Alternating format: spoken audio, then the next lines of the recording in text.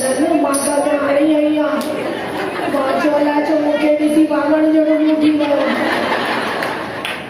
ये तो लाइन खुशाल केतरा केतरा बेटा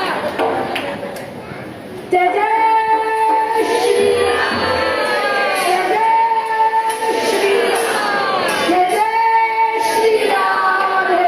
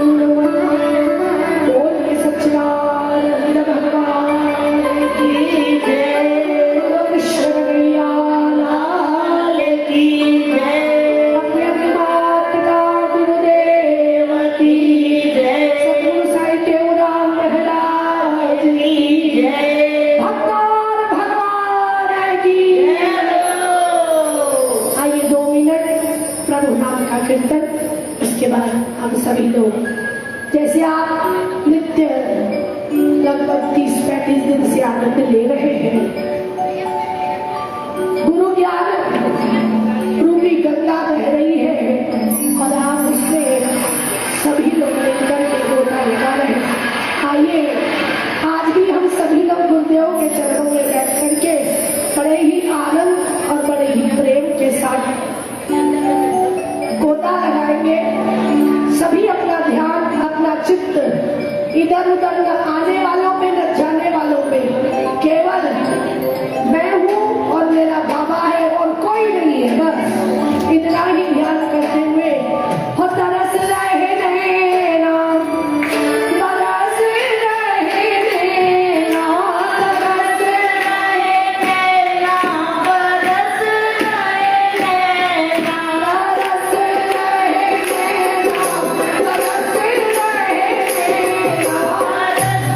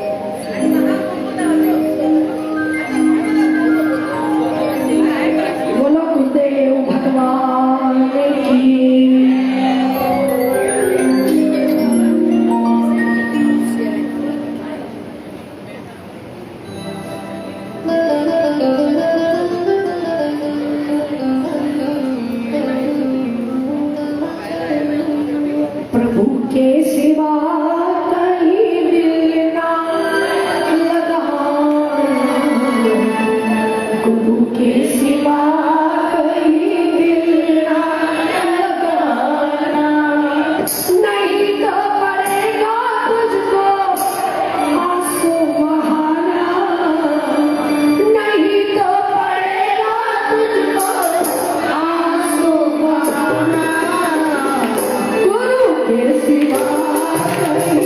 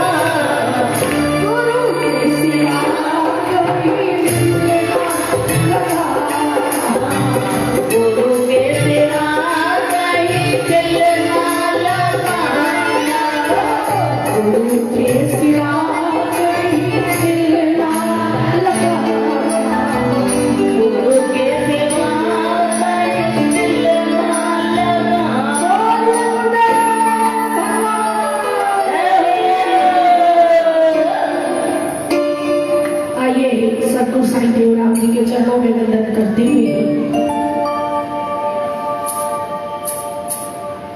कई दिनों से आप सभी लोग इस गंगा में गोता लगा रहे हैं। परसों आपने बहराणा साहब में गोता लगाया, कल आपने महाराज जी के दिव्य वचनों की गंगा में गोता लगाया। समय समय पर आपको संत लोग कथारूपी गंगा में गोता लगवा रहे हैं। मैं सिर्फ निवेदन करूंगी, थोड़ी सी देर अपना ध्यान सब इधर की तरफ, कोई इधर उधर मत देखो। अभी तो सुना गुरु के सिवा कहीं दिल न लगाना, बड़ी काटे होते का दिल लगाना चाहिए।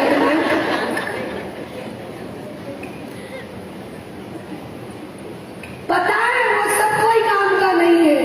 आपको जिन्होंने गुरु के साथ दिल लगाया उनके साथ क्या होता है, वो भी तो बहुत दुखी होते हैं। फिर अरे उनका वो दुख नहीं, वो दुख दूर करने का होता है। किसी ने पूछा, किसी ने कहा आप लोग तो कहते जो भजन करेगा वो सुखी हो जाएगा, बल्कि जो भजन करता है वो ज्यादा दुख पाता है। मानो भी मेरा देन घर वाला भी न छदन, बड़ी अचन वाला भी न छदन, बड़ी बच्चों को चोरे संत में अच्छी कुछ न कुछ कटे वजन, तो फिर वो कहाँ सुखी है, वो तो दुखी है। बोले नहीं, अगर समझ लेना, अगर आप सत्संग में भजन में आने के बाद भी बार बार सभी लोग आपके लिए कुछ कहते हैं, इसका मतलब ठाकुर जी का ध्यान आपके ऊपर है, क्योंकि वो आपको मूर्ति बनाना चाहता है, वो आपको गढ़ना चाहता है, वो मूर्ति बनाना चाहता है। देखो भाई, मूर्ति बनेंगे तो छेली भी लगेगी, हथौड़े भी लगेंगे हैं, और कीले भी चुभेगी, पत्थरों में बहुत सारा चलना पड़ेगा, बहुत कुछ सहना पड़ेगा। तब भी शायद कल कहा हो महाराज जी ने कि अगर तुम मेरा भजन करोगे तो मैं तुम्हारा नाश कर दूंगा, और उसके बाद भी तुम मेरा भजन नहीं छोड़ोगे तो मैं तुम्हारा सत्यानाश कर दूंगा, और उसके बाद भी नहीं छोड़ोगे तो मैं तुम्हें आवागमन से मुक्त कर दूंगा।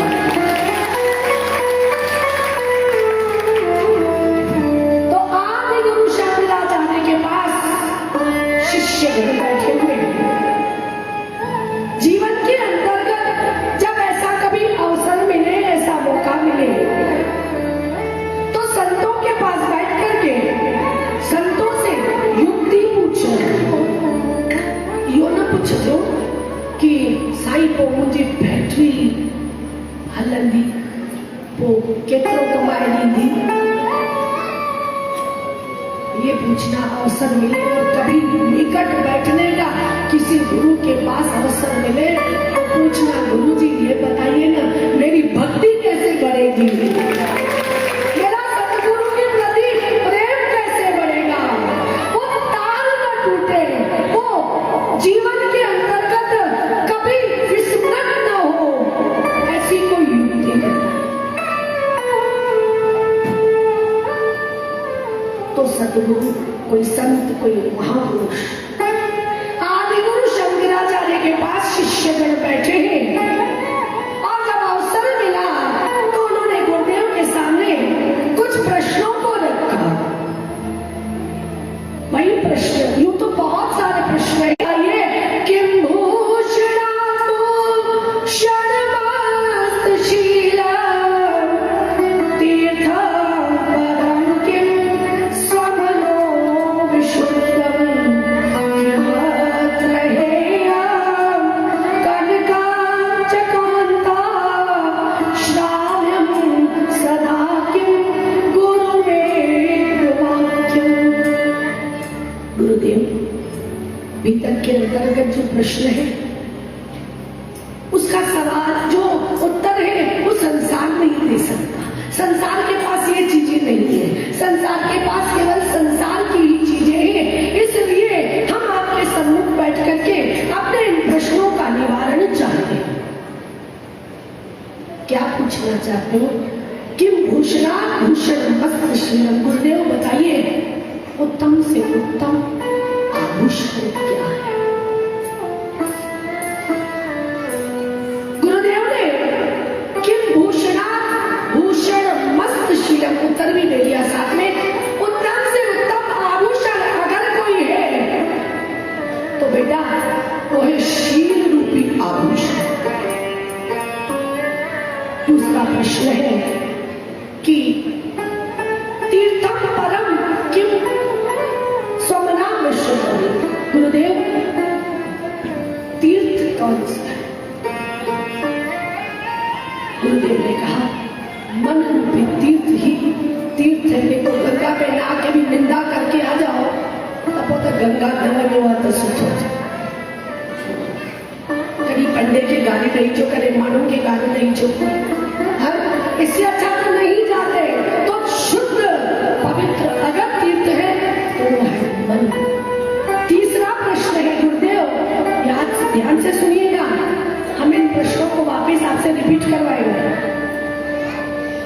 गुरुदेव तीसरा प्रश्न है त्यागने योग्य क्या है? छाछ कोई चाहे तो चाय छो, कोई चाहे तो खट्टे छो, कोई चाहे तो गेहूं न खाओ घड़ा चाह में कहीं क्या क्या छोड़े, कौन सी चीजें छोड़ने के योग्य है? तो गुरुदेव ने कहा त्यागने योग्य अगर कुछ है तो वो है कामिनी और कंचन। कामिनी और कंचन नाले जो मायू न थे मत कामिनियों के जो कंचन नालो जो उनके चले नहीं चाहिए। चौथा प्रश्न गुरुदेव सुनने योग्य क्या है? कोई सुनने योग्य अगर दुनिया में कोई चीज है तो वो है केवल गुरुदेव के वचन, बाकी तो कुछ सुनने योग्य दुनिया में है ही नहीं। क्योंकि दुनिया जो भी सुनाती है वो केवल प्रपंच होता है और सतगुरु जो सुनाता है वो प्रपंच तो होता ही नहीं है, केवल सतगुरु भगवत चर्चा श्रवण करवाता है। और प्रपंच तो आप चालिया खत्म हो जाएगा तो चातरी पे बैठ के यही करोगे। ये तो समय समय पर संतों ने बहाने बना दिए तो आप भजन में लग गए, वरना ये चवा असा के टाइम नहीं है, सजो नहीं बैठाए हो पर मानो ने मुंह में एक ही गाला असा के टाइम ना खाता गए कुछ नहीं लगा गए पर टाइम भी नहीं। मारवाड़ियों में कहावत है टक्के का काम नहीं मिनट की फुर्सत नहीं। टक्के का काम नहीं मिनट की फुर्सत नहीं। हमारी भी स्थिति वैसी है, काम कुछ नहीं है पर फिर भी फुर्सत नहीं मिलती है। ये एक हकीकत में डायलॉग हो गया, कितने टाइम नहीं रखोगे। 24 घंटे आपके पास है, 24 घंटे रेणु जी के पास है, 2400 घंटे हमारे पास है। हमारे पास कोई एक्स्ट्रा टाइम थोड़ा आता है। तो ये भी घर संभाल रही, गृहस्थी संभाल रही, फिर इतने बड़े आप सबको संभाल रही है? तो ये भी तो, और आज से नहीं, जिस समय मैं आई हूँ दरबार उस तरफ थी, फिर जब यहाँ से लिया हमने सारी लीलाएं देखी हुई है। कोई लीला पर प्रॉब्लम हो गई वहां पे, लेकिन यहाँ दिया तो प्रॉब्लम हल हो गई, प्रॉब्लम सॉल्व हो गई। अब कोई पूछे आप कैसे हैं तो हर व्यक्ति उस आभूषणों को पहनता है तो आभूषण की सुंदरता बढ़ जाती है। भगवान विष्णु अपने आप में बहुत सुंदर है। कौस्तुभ मणि पहले तो भगवान सुंदर लग रहे नहीं, कौस्तुभ मणि की शोभा बढ़ गई, मुकुट की शोभा बढ़ गई। ठाकुर ने जब धारण कर लिया तो पायल की शोभा बढ़ गई जब राधे के चरणों में पहुंची तो इसलिए आभूषण, शील रूपी आभूषण अगर आप पहने तो बोलेगा चेन पायो, कंगन पायो, मुंडी पायो, न पायो, कोई फर्क नहीं।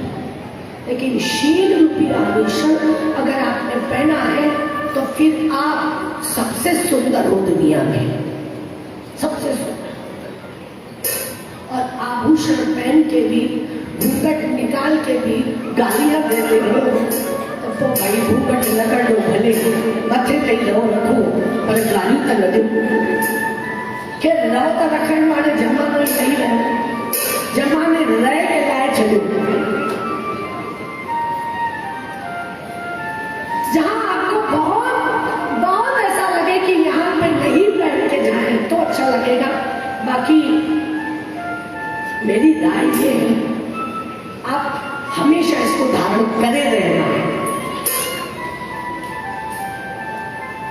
ये वो आंचल है माँ का कि कभी जीवन के अंतर्गत माँ अपने बच्चे को इस आंचल में छुपा देती है, इसलिए इसको मत प्यार रखना। शील रूपी आभूषण बहुत सुंदर राधा चक्र में ध्यान दीजिएगा। राधा चक्र में जिनकी रानी थी बहुत सुंदर और सुशील, राधा चक्र में हमेशा अपने जीवन के अंतर्गत थे भले ही राजा, लेकिन वो कभी भी प्रजा के धन का उपयोग नहीं करते थे। वो अपना कृषि करते थे, अपने कार्य को करते थे, उसके द्वारा जो धन होता था उसी से अपने जीवन को व्याकुल करते थे। और महारानी थी भले पर वो भी बहुत सादे विचारों की भी थी और सादे ही आभूषण तो पहनती नहीं थी, थे नहीं तो सादे ही वस्त्रों को धारण कर। एक बार नगर में बहुत सुंदर मेला लगा और मेले के अंतर्गत नगर से वहां रानियां महारानियां आई और वो सब महारानियां महाराजा चक्रवेण के दरबार में महारानी साहिबा से मिलने आई। जब महारानी साहिबा से मिलने आई तो जो आई थी महारानियां वो तो बहुत सज धज के आई थी और ये चक्रवेण की रानी बहुत सादे वस्त्र। तो रानियों ने कहा महारानी आपने तो वस्त्र ऐसे पहने हैं, ऐसे वस्त्र तो हमारी दासियां भी नहीं पहनती। अरे आपके पति राजा है, आप उनसे कहिए वो आपको आभूषण वगैरह सब ला करके देंगे, आपको खूब वस्त्र देंगे।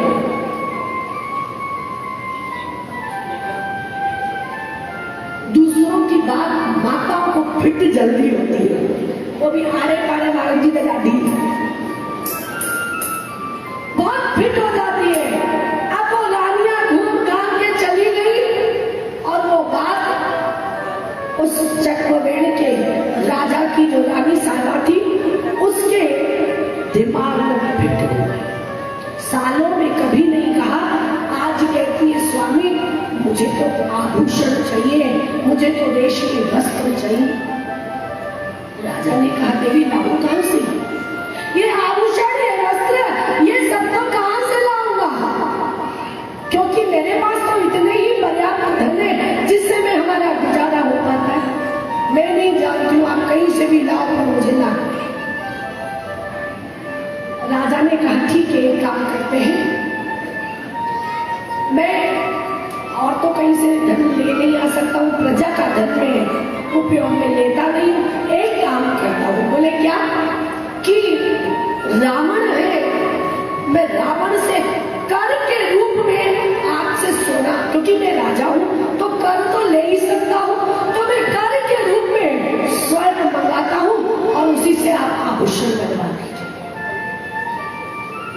राजा चक्रवेण ने अपने मंत्री को बुलाया और मंत्री को बुला करके कहा दे कि आप जाओ और जाकर के रावण से स्वर्ण लेकर के आओ कर के रूप में, उससे रानी के आभूषण और वस्त्र वगैरह धारण करें।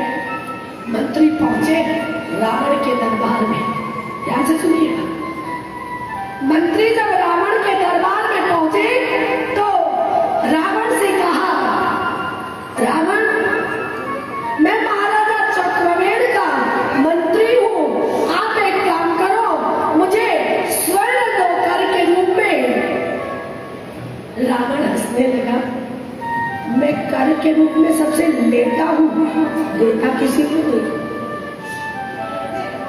मैं तो लेने वाला हूँ, मैं तो किसी को देता ही नहीं हूँ। तब कहा देखो भाई मुझे तो राजा ने गिरा और आप चक्रवेण राजा के महिमा को जानते हो। वो एकदम सादे प्रकार के हैं और अपने जीवन में कभी भी प्रजा का धन उपयोग में लेते नहीं है। उनकी पत्नी ने आज स्वर्ण की मांग की, इसलिए कर के रूप में आपसे मांगा है। राजा की बात को कह सुनाया पर रावण तो अहंकारी ही। रावण ने कहा नहीं दूंगा और वो बेचारे बाहर चले गए। रावण अपनी पत्नी मंदोदरी के पास आया और मंदोदरी से कहने लगा, देवी, राजा चक्रवेण का मंत्री आया है और आगे कर के रूप में मुझसे स्वर्ण चाहता है। तो रानी मंदोदरी ने कहा, महाराज अच्छा होता कि आप धन दे देते, स्वर्ण दे देते। रावण ने कहा, तुम तो डरपोक हो, कोई धन मैं नहीं दूंगा। अरे मैं कर के रूप में लेने वाला हूँ, देने वाला थोड़ी ना हूँ। तुम फालतू ही डरती हो, चिंता करती हो। अरे क्यों क्यों डरती हो? मैं नहीं दूंगा।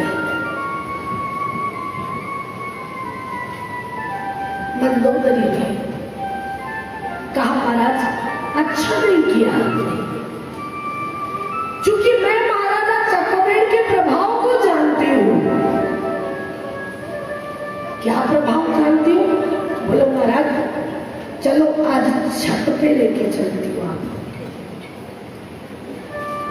छत पे लेके गई और जैसे ही छत पे लेकर के गई, कुछ दाने डाले और दाने डाल करके, जैसे ही दाने डालते तो कबूतर आ जाते हैं, तो वो कबूतर आए।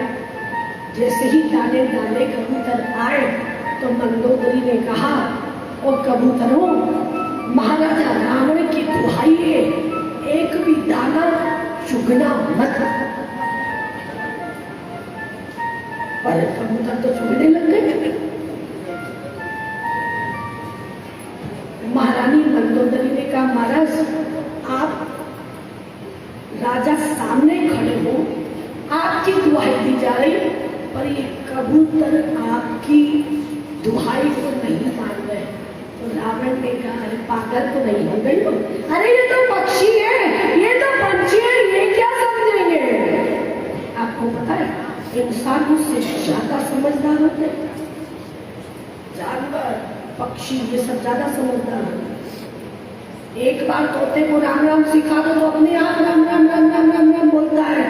आपको सारी जिंदगी हो गई फिर भी कहते हो गुरु जी राम राम चाहिए लता सिखो किए चलो। एक बार आपने उसको समझा दिया तो वो रटता है राम राम राम राम। तो जो भी चाहता है मिठू राम राम बोल, मिठू राम राम बोल, तो मिठू राम राम बोलता। ऐसे ही जीवन के अंतर्गत उस पंछी को क्या पता, बोले नहीं महाराज, अच्छा आप सामने खड़े हो, मेरी बात सुनना। फिर दाने डाले और कहा, राजा चक्रवेण की दुहाई है, कबूतरों एक भी, इस कबूतरों में से एक भी जन दाना चुगना नहीं। कबूतर एकदम रुक गए, स्तब्ध हो गए, जैसे कोई स्टेचू हो गए। उन्होंने स्पर्श नहीं किया। एक कबूतर जो बहरा था उसने सुना नहीं और दाने को चुरा तो उसकी गर्दन कट गई। रावण ने कहा, ये छोटी मोटी बातें मैं नहीं मानता, तुम तो फालतू की बातें कर। बोले नहीं महाराज मैं सत्य कह रही हूं। अहंकारी व्यक्ति कभी भी जल्दी किसी की बात को स्वीकार नहीं करता। वो कहता है मैं जो कह रहा हूं सही है, मैंने जो कहा सही है, दूसरे जो कहते हैं वो सही नहीं है। जबकि नानक जी क्या कहते हैं, एक ने कही दूसरे ने मानी, नानक कहे दोनों ज्ञान। भाई कुछ तुम कह दो, कुछ हम कह दें। अब तुम कहो हमारी वाली बात मानो या हम कह दे हमारी वाली मानो, ये तो दोनों का संबंध है, दोनों का रिश्ता है। दोनों को एक दूसरे की बात माननी पड़ी, तभी तो सामंजस्य होगा। राजा चक्रवेल ने मुझे भेजा आपको, आपने मेरी बात नहीं मानी, ठीक है, वो बात खरा रहा, मंत्री गया नहीं। प्रातः वेला में जब मंदोदरी ने ये सब करके दिखाया, फिर कहा मैं राजन वापिस कहती हूँ, रावण की दुहाई है, अब कोई मत चुगना, पर फिर भी पंछी चुग रहे हैं, आपका प्रभाव कुछ भी नहीं है, आपके प्रभाव इस पंछियों पर कोई नहीं है, लेकिन उस राजा चक्रवेल का इतना प्रभाव है, इसलिए देखो उन्होंने नहीं चुगा। थोड़ी देर हुई,